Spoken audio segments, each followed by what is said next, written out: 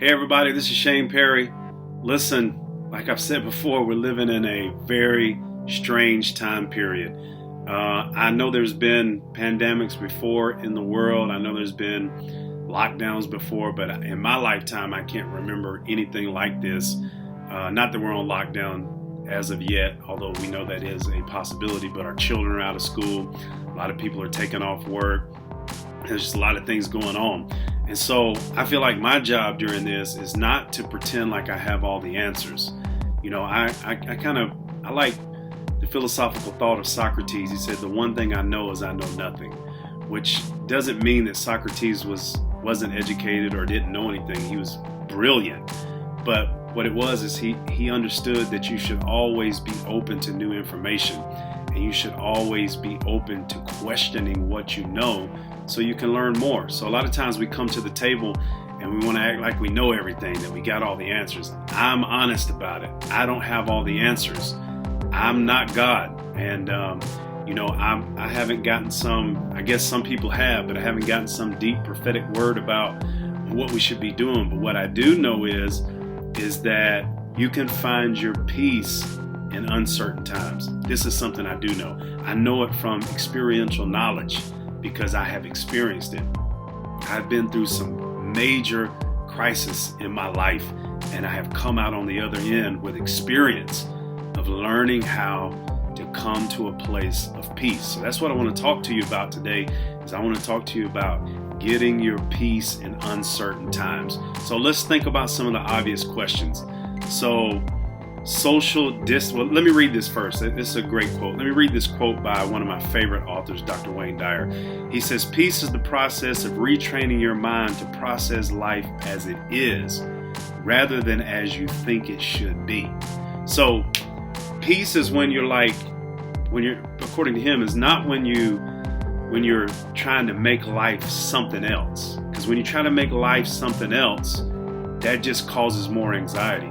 It's when you can take life for what it is and process it on that level. So this goes beyond the pandemic that we're dealing with. Anything in life that you're dealing with, you have to understand that you have to be able to process it for what it is. And I always say that one of the things that we've taught people in the past that has really hurt people is not to focus on the problem or not to deal with the emotions of it. I think you have to confront things, and I think you have to deal with all the pain and the emotion and the loss that's there, or whatever emotion you're feeling, so you can deal with it and get over it. What I used to do is just get over things. So I would just keep it moving, and I would never deal with the problems. And what happened, I came to a place in my life where all those emotions came crashing down on me. I didn't know what in the world was going on with me, but it was because I had all these unresolved issues dating back to my childhood all the way through my life. And I took responsibility for that. Now, everything that happened to me was not my fault. A lot of it was my fault, but not all of it was my fault. But I didn't blame people for how they hurt me or what they did to me. What I did is I took responsibility for how I feel now. You have to take responsibility for what you're going to do from this time forward. And so you got to process life as it is. And right now our reality is strange. So let's process some things. Social distancing is the new catchphrase. It's the new thing, social distancing. I was watching the Democratic debate the other night, and they had no audience, and the candidates were 6 feet apart because that's the recommendation. And we went from being able to have gatherings like in church of 250 people to now it's down to 10. So I guess everybody's got the revelation that you better have an online ministry.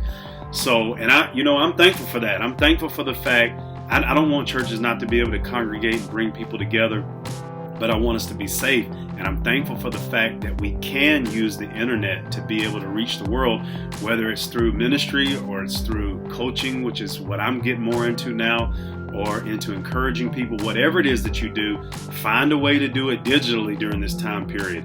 And you know what? That's a whole lesson for another time.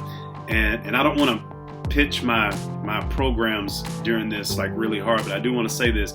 I have a program that's very popular called Attracting Money. And on Attracting Money, I teach you how to get the right mindset, and it can help you get ideas of what you can do during times like this to be able to get money into your life or attract money into your life, regardless of what's going on, whether you're working or getting paid leave or whatever.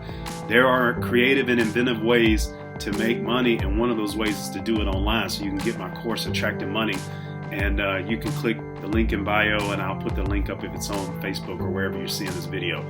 So let's go a little bit further. So social distancing is the new norm. Questions abound. Will we be on lockdown like Italy is? Because that's a possibility. It could happen. We don't know what's going to happen in the near future. They're slowly starting to put the clamps down on stuff. I've never lived in a reality where I was on lockdown unless I was in the military, when I was in the military. But other than that, I've never been in a lockdown situation as a civilian. That's a strange and scary thing to think about. Do you have enough groceries? Do you have enough of the golden thing now, which is toilet paper? Do you have everything you need to take care of your family? So do you have enough money to be able to stockpile things to be able to take care of your family during a lockdown? These are questions that we have. What about childcare with all the schools closed? I mean, I'm blessed. I'm fortunate. I have a mother-in-law that lives with me who doesn't work. Then, of course, I have a job that I can do just like I'm doing now. This is not a part of my job, but one of the things that I can do is digital. I can do it through the internet. And then, I'm also a traveling speaker, so I can't do that right now, but I can still speak through the internet. And then, of course, I'm an author. I'm currently working on an ebook that I'm going to give away for free during this crisis. Amen to that. Hallelujah. Because I want to help people. So, but what I'm saying is that I'm fortunate to be at home with my kids, and I can look out for them and help them with their assignments, and my mother-in-law is here as well. But I don't know what other people do. Do you have to take off from work even if you don't get paid for taking off? That can put a lot of stress and strain on people because somebody has to watch your kids. So one of you may have to take off work, or what do you do if you're a single mother or a single father and you got kids at home and you don't have paid sick leave? What do you do? It's a quagmire. It causes trepidation. Some other questions would be, will somebody close to me get coronavirus? Or let's be real, could somebody I love die from it? These are all possibilities. Now, we're not speaking death on people. I shall not die but live and declare the works of the Lord is what we want to speak over our life. But these are still questions that loom, that create uncertainty, that create anxiety, because this stuff is real. We're dealing with something real here. So what do you do when you're in a situation like this? What I've learned how to do is, and I've learned this experientially, I've learned this over time, that in times like these, I can only focus on what I can do. So, supernatural again, you've heard me talk about this many, many times. There's the super, the part that only God can do, and there's the natural, the part that I can do. What I can do is practice social distancing. What I can do is wash my hands. If I do have to go out in public, which I'm trying not to, I'm trying to really stay quarantined, but if I do have to go out in public, not to touch my face, to understand that the coronavirus can stay on an object for up to 3 days. So just taking all the necessary precautions. If you're sick, don't sneeze in your hand because you can spread that everywhere, or cough into your hand. The CDC says to use a tissue, throw the tissue in the garbage can, and then wash your hands immediately. If you don't have a tissue, please use your sleeve. Precautions that you can take. So I'm Mr. Sanitary. I've always been that way, but I'm even more that way right now. But beyond that, there's things that I can't control. And some of these questions that I have and that you may have, we don't have the answers for. So what do? We have to find our place of peace. So how do we do that?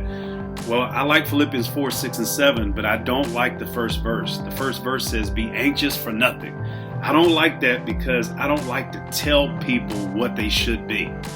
Just to tell somebody to be anxious for nothing is not going to help them. You got to show them how to do it. Thankfully, Paul does in the next verse. He says, through prayer, supplication, with thanksgiving. And I'm got to make this a 10-minute video, so I got to wrap this up quickly.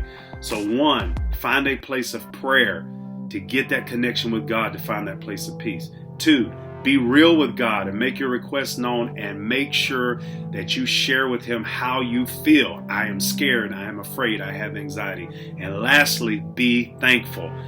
Write a journal of all the things that you're thankful for, and you will start to attract more of what you're thankful for into your life.